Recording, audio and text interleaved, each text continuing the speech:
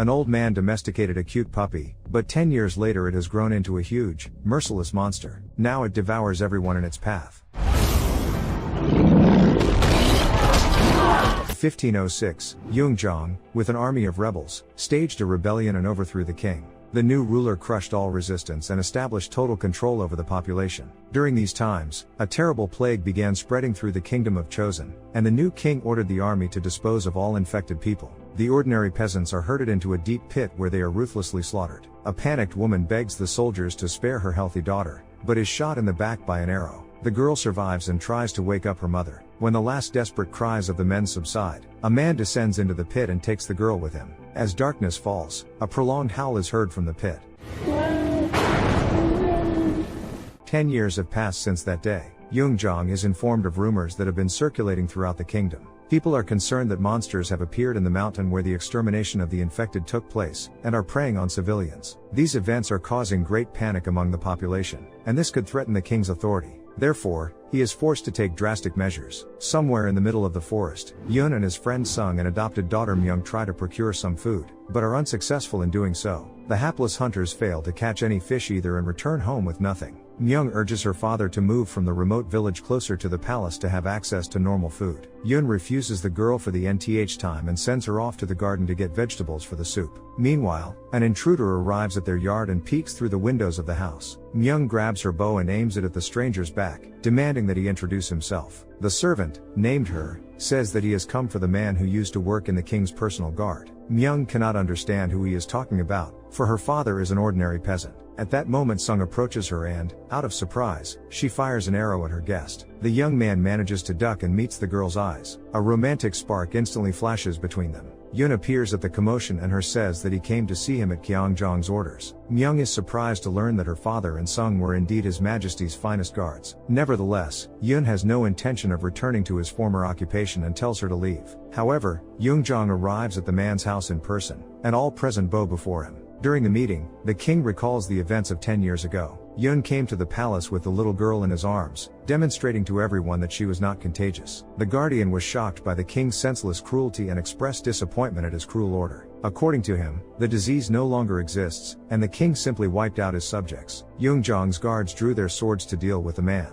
Only Sung stood up to defend him. However, the ruler decided to spare the soldiers. He banished the guards and the little girl outside of Hanyang. Now, Yungjong once again turns to Yun for help. He speaks of a fearsome monster that is once again spreading disease across the kingdom and tearing the limbs off of civilians. The king gives the former guard his battle sword back and asks him to stand up for Kyeosong once more. After a sleepless night, Yun decides to return to Hanyang. Meanwhile, the shamans hold a ritual near the river to rid the land of the merciless monster. But then, the women are attacked and the water in the river turns red. The tragedy is witnessed by a little girl who manages to escape. Arriving in Hanyang, the Yun family is surprised to see the capital. The once rich city has fallen into disrepair, and the people are barely making ends meet. The travelers find her and ask them to inspect the new crime scene. Near the river, they find the bodies of the shamans and traders with their limbs torn off. Yun scrutinizes the bodies of the victims and notices the traces of string on their ankles. He decides to question the little witness. The girl says she saw something very strange, but there is no fear in her voice. Yun and Sung decide to follow the witness to find out what she really saw. They notice a man in hooded clothes handing the girl a bag and hurriedly walk away. Sung goes after him, but the man manages to escape on his horse. Yun catches up with the witness at a house where she is serving food to small children from the very same bag. The girl confesses to the man that she lied to him about what happened at the river in exchange for the food. Because of the rumors about the monster, people are afraid to go out to work at the market and the locals are suffering from starvation.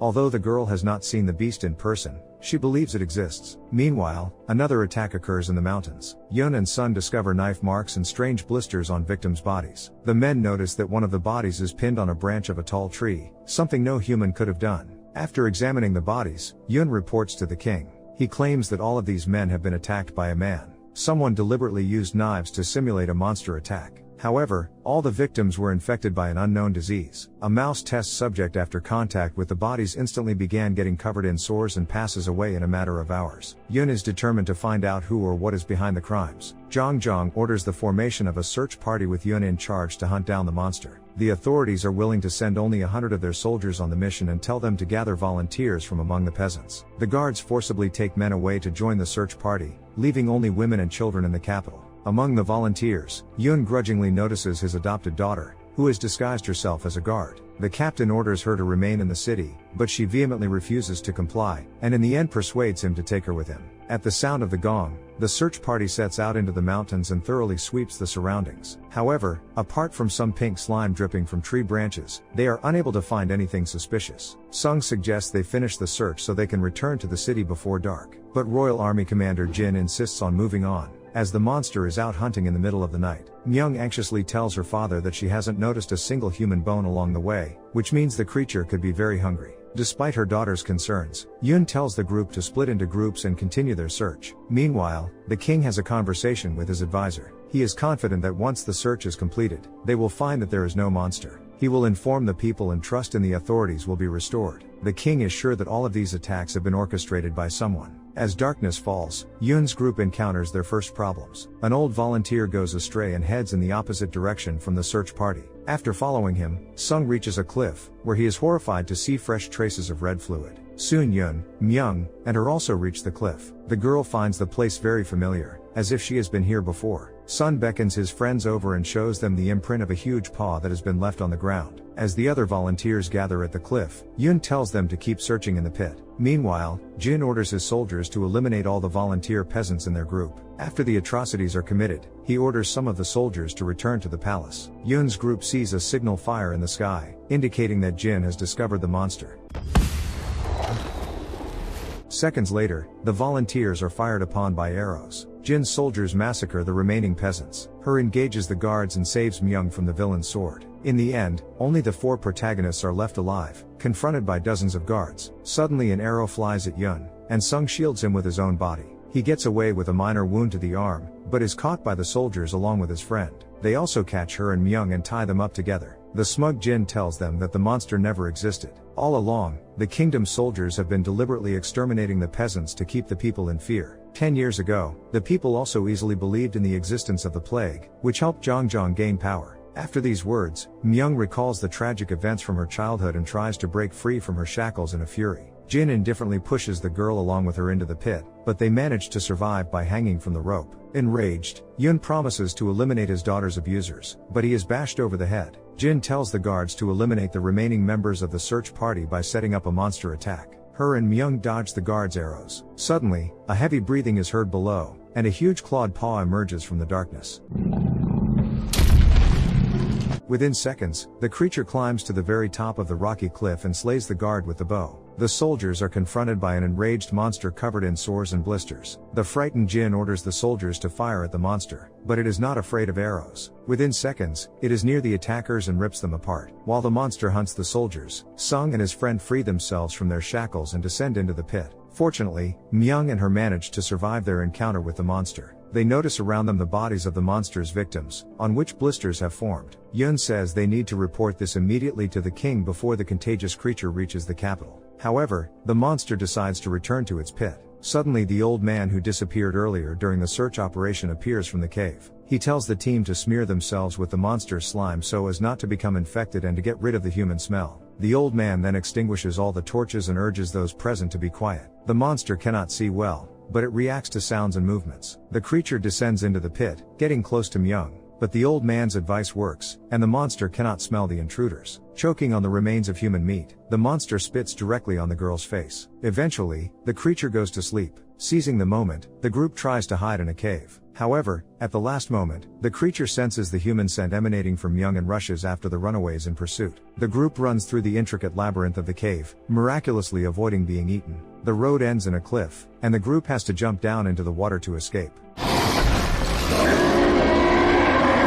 Meanwhile, Jin and several other guards manage to return to the palace alive. He reports to Prime Minister Sim that the monster does exist. It transpires that all along he was the one behind the brutal crimes and invented the monster. Taking advantage of people's fears, he has influenced all of King Zhang's decisions. Now that the monster has turned out to be real, Sim worries that the people will turn against the government. He orders the soldiers to burn the city to quell any resistance. In doing so, he will take advantage of the helplessness of the current king and take his place. Several men of the search party, whose bodies are covered with ulcerous growths, return to the capital. The people panic for fear of becoming infected, and the soldiers begin to set fire to houses with the inhabitants inside. Meanwhile, the old man leads the group to a secret passageway through which they can enter the palace. In the basement of the castle, the group discover a chamber with huge cages. The old man tells them that the former chosen ruler was very fond of monsters and had a separate area in the castle set aside for them. As a young man, the old man was in charge of feeding the creepy beasts and eventually became attached to one of them.